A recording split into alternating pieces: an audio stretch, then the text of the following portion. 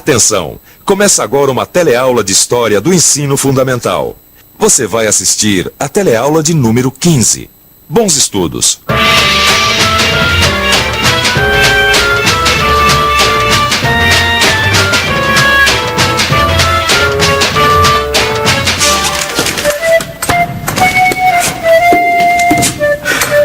Olha só a mala que sobrou pra mim, Vicente.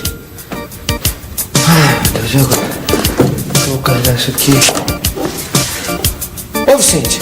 Oi. Você não vai se trocar? Nós vamos começar a gravar daqui a um minuto, rapaz. Desculpa, eu me entretive aqui lendo o jornal. Começo a ler notícias de política, eu esqueço da vida. Mas eu fico pronto num minuto. Pode deixar. Comer, coçar e falar de política é só começar, não é verdade? E política é justamente o tema da nossa aula de hoje. Nós vamos ver como era a política no Brasil depois da independência, desde a coroação de Dom Pedro I até a sua renúncia. Bom, a gente começa assim que ele se vestir. Não é mesmo, companheiro? Oh, não falei que eu ficava pronto num minuto?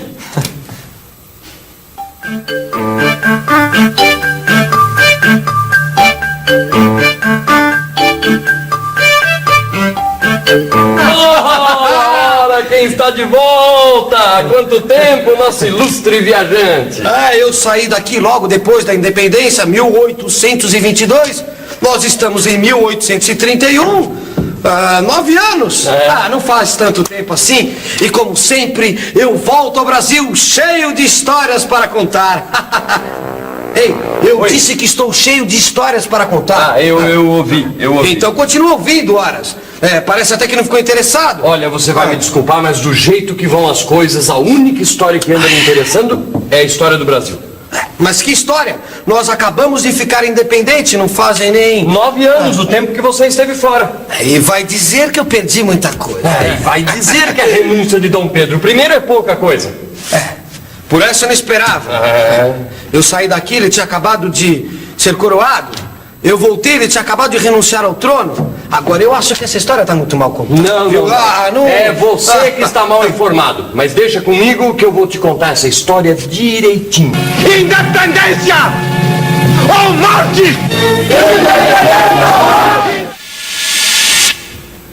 Mas não foram só os brasileiros que comemoraram os novos tempos. Os portugueses que viviam aqui desde a vinda da família real se uniram para dar apoio político ao imperador Dom Pedro I e formaram um grupo que ficou conhecido como Partido Português. Já os brasileiros se dividiram em 2 grupos, os democratas e os aristocratas.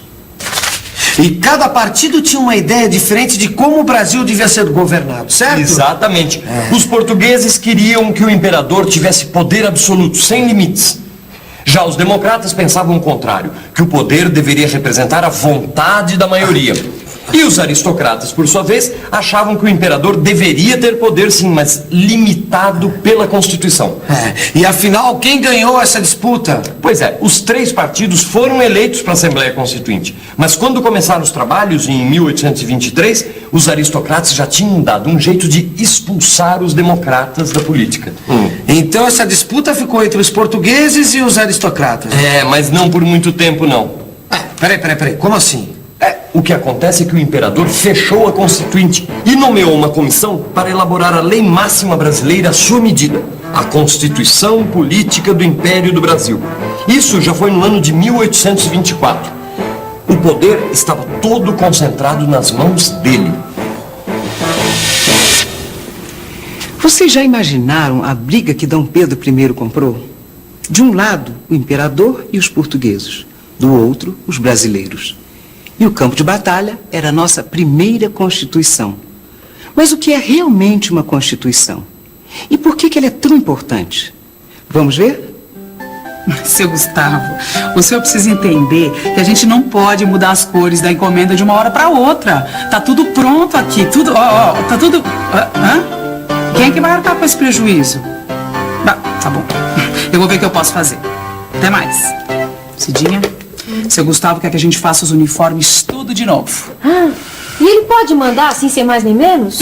sei lá, né? Ele também é nosso sócio, entrou com a maior parte do dinheiro. Ah, não, vou resolver isso já já. Procura aí o contrato social. Ah, boa ideia. Foi pra isso mesmo que nós fizemos um contrato. Pra ver quem é que tem poder dentro da confecção. E ao mesmo tempo para limitar esse poder. A confecção não pode depender da vontade absoluta do seu Gustavo. Não é porque ele deu a maior parte da grana que ele vai se sentir o dono.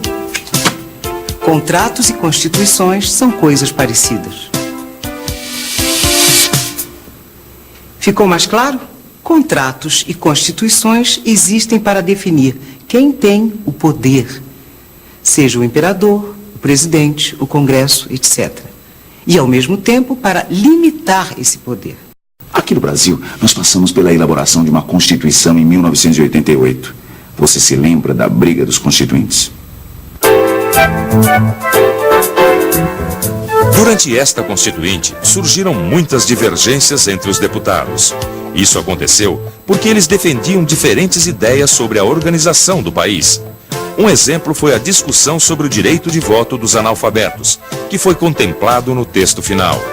Outras questões, como reforma agrária e direitos dos trabalhadores, também dividiram as opiniões dos deputados. O resultado dessas discussões determinou os direitos e deveres de todo cidadão brasileiro. Entendeu agora por que uma Constituição é tão importante? Não foi à toa que houve tanta briga por ela no Primeiro Império. Dom Pedro I, que ganhou o primeiro round, dissolveu a Assembleia Constituinte e impôs a Constituição ao país. A Constituição imposta por Dom Pedro I era centralizadora e conservadora. Centralizadora porque concedeu ao imperador um grande controle sobre o sistema político. Ele possuía o poder moderador que lhe dava o direito de dissolver o parlamento e nomear juízes e a autoridade máxima de cada província. Conservadora porque mantinha a escravidão e limitava a participação política dos cidadãos através do voto censitário. Para ser eleitor ou candidato, o cidadão precisava ter uma determinada renda anual. Isso impedia as camadas populares de votar.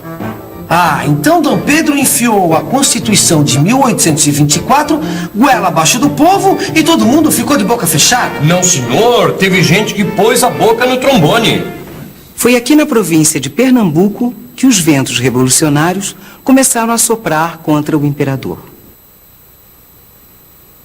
Liderados por Frei Caneca, os membros da Câmara da cidade de Recife se recusaram a aceitar a Constituição de 1824. Os recifenses tomaram o poder na província e logo receberam o apoio da Paraíba, do Ceará e do Rio Grande do Norte. Juntos, eles criaram uma república, que foi batizada de Confederação do Equador.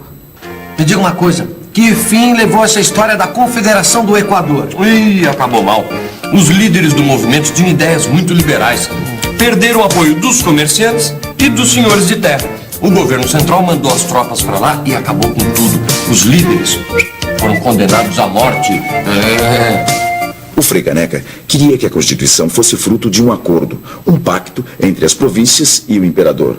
Uma Constituição a favor da liberdade dos cidadãos. Frei Caneca era um liberal. Daí a sua briga com Dom Pedro, que era um autoritário. Quer dizer, queria ser a única autoridade do país.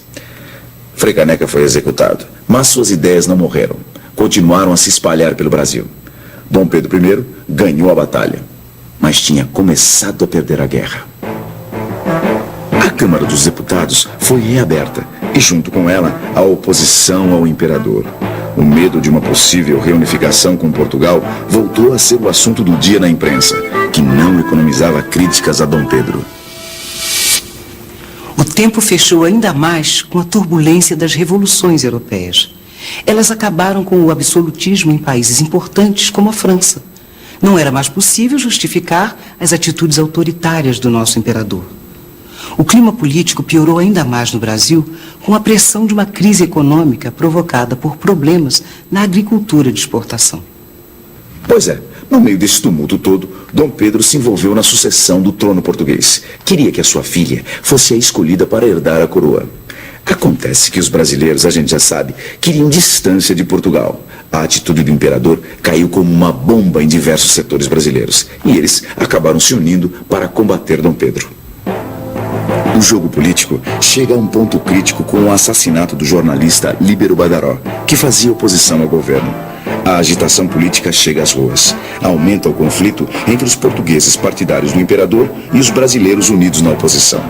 Dom Pedro ainda tentou fazer diversas jogadas políticas, mas a coisa só piorava. Havia boatos de que ele fecharia outra vez a Câmara, ficando livre para governar de maneira ditatorial.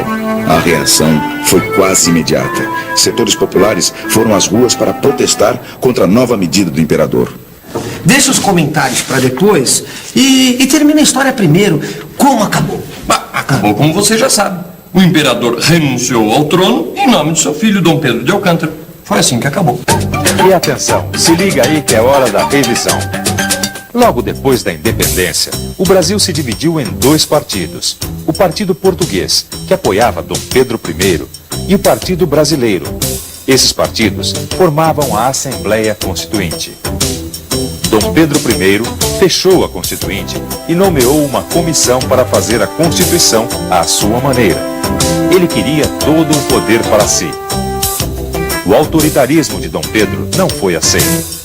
Revoltosos, liderados pelo Frei Caneca, criaram a Confederação do Equador. O fim do absolutismo na Europa, as ideias liberais difundidas por Frei Caneca, uma série de crises econômicas, mais o envolvimento do imperador na sucessão do trono de Portugal, terminou por tornar insustentável a posição de Dom Pedro no Brasil. Assim, ele renunciou ao trono em nome de seu filho, Dom Pedro de Alcântara.